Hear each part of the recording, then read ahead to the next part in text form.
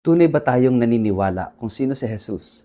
Hindi lamang sa salita kundi sa pamumuhay natin. Ang paniniwala ay hindi lang pagpayag ng isipan kundi pagtitiwala, pagsuko at relasyon kay Kristo na bumabago sa ating pagkatao.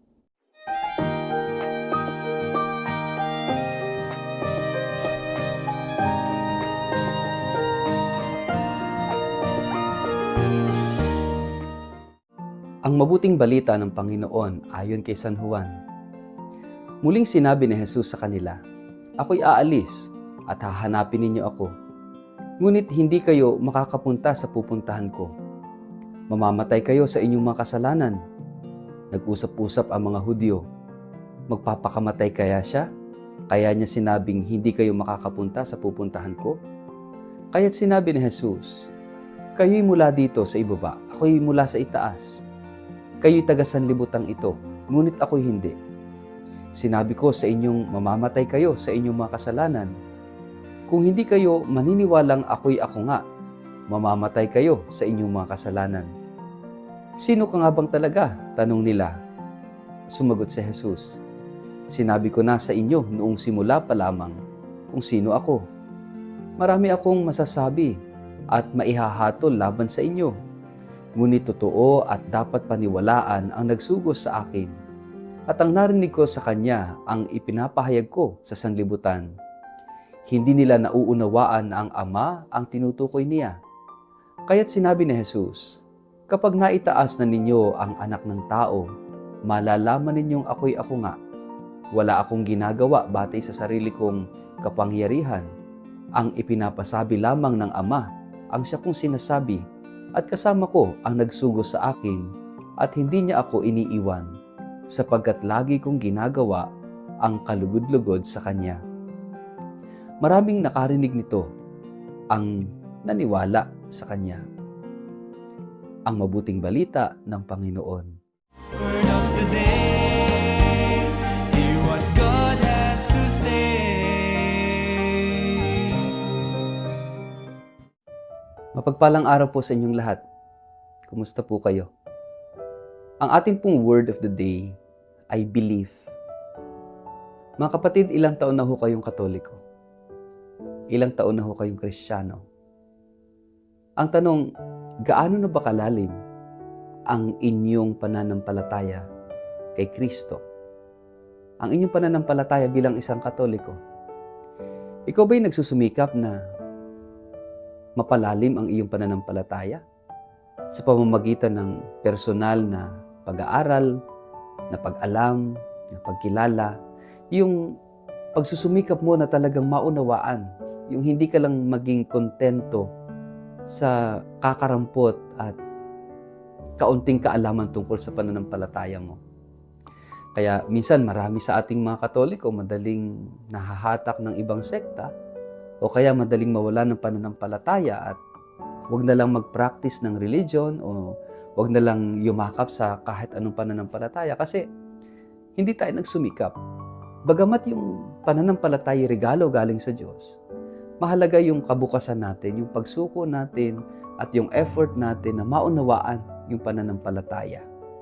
Kasi yung faith and reason dapat palagi hong magkasama yan. Ibig sabihin, nauunawaan ng ating rason, ng ating kakayanang umunawa at umintindi, yung pananampalataya. Kaya nga binigyan tayo ng Diyos ng talino. Binigyan tayo ng Diyos ng kakayanan na umunawa at umalam ng mga bagay sa buhay natin para yung pananampalataya ay maunawaan natin at sa pamamagitan ng ating kakayanang umalam, kakayanang mag-isip, ay hanapin natin ang katotohanan ng pananampalataya. Hanapin natin ang Diyos.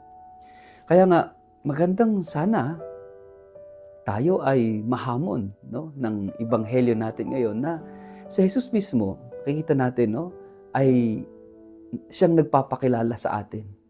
Naalala ko yung aming subject sa seminary, pinagtalunan ko ano ba dapat ang term ng isang subject namin sa theology. Kasi ang nakalagay na description ay faith and revelation.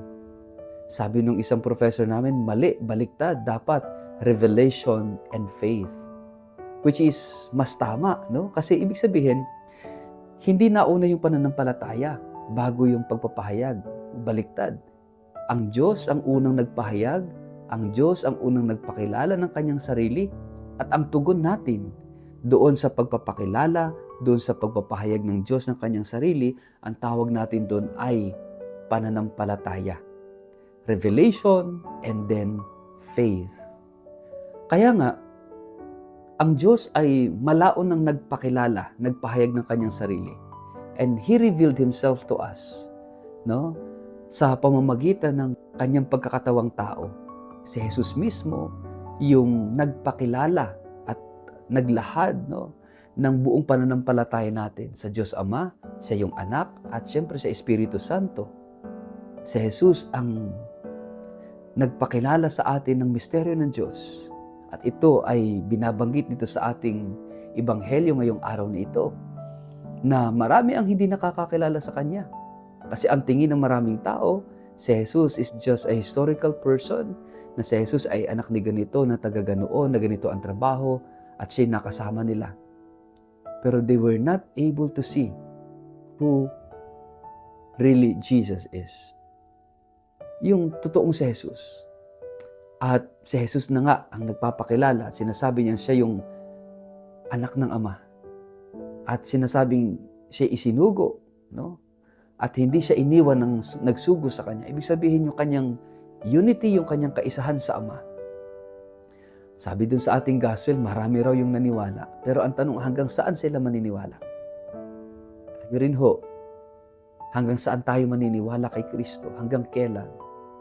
Baka ho kasi hanggang masaya lang tayo o hanggang pabor lang sa atin yung mga nangyayari sa ating buhay. What if malungkot na tayo? What if marami na tayong problema? What if yung mga dasal natin hindi na naririnig? What if yung parabang ang buhay ay hindi na pabor sa atin? Marami na tayong mga pinagdaraan ng pagsubok.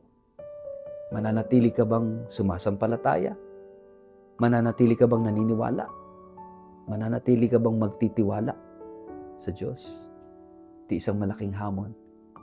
Kaya nga mga kapatid, let us check our belief. Gaano kalalim ang iyong pagkilala at ang iyong paniniwala, ang iyong pagsuko, ang iyong pagtanggap, ang iyong pagmamahal sa Diyos. Sa ngalan ng Ama at ng Anak at ng Espiritu Santo, Amen. Ama naming Diyos, tulungan mo po kami na tunay na maniwala at magtiwala sa iyo. Sa pamamagitan ni Jesus na iyong anak at aming Panginoon. Amen. Pagpalain po kayo at ingatan ng makapangyarihang Diyos, Ama at Anak at Espiritu Santo. Amen.